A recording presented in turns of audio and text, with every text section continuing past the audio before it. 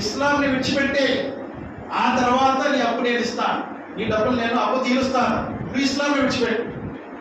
నువ్వు చచ్చి బ్రతికిన వదలను సమా అంటున్నాడు. చచ్చి బ్రతికిన వదలు అంటే చచ్చిన తర్వాత బతుకుతామా అడుగుతున్నాడు. అవును, ప్రవక్త సల్లల్లాహు అలైహి వసల్లం అన్నారు, చనిపోయిన తర్వాత మళ్ళా అల్లాహ్ లేపుతాడని బతుకుతావు. నువ్వు చచ్చి బతికినా నేను వదలను, అయితే అప్పుడు ఇస్తానులే. చచ్చి బతుకుతా ఉంటావు కదా, అప్పుడు కూడా నాకు బోల్డ్ సంతానం ఉంటారు, ఇప్పుడు నాకు డజన్ మంది సంతానం, అప్పుడు ఉంటారు, ధనం ఉంటుంది, అన్నీ ఉంటాయి, ఆస్తి ఉంటే అప్పుడు ఇస్తానులే.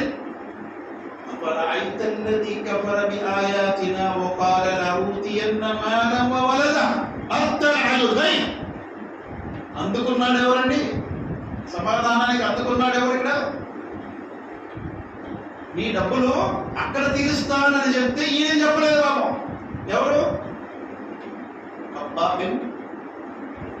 అర్థ ఏమీ చెప్పలేదు సమాధానం. ఏం చెప్తారు? మీరు ఏమైనా చెప్పవచ్చు, ఎందుకంటే మీ దగ్గర అధికారం ఉంది, ధనం ఉంది, బలం ఉంది, ఆస్తి ఉంది, అన్నీ ఉన్నాయి, నేను బానిసని, నేనే చెప్పగలను, నువ్వేమైనా మాట్లాడచ్చు.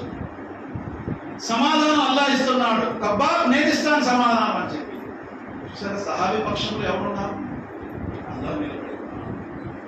أفرأيت الذي كفر بآياتنا وقال لأوتين مالا وولدا أطلع الغيب أم اتخذ عند الرحمن عهدا كلا سنكتب ما يقول ونمد له من العذاب مدا.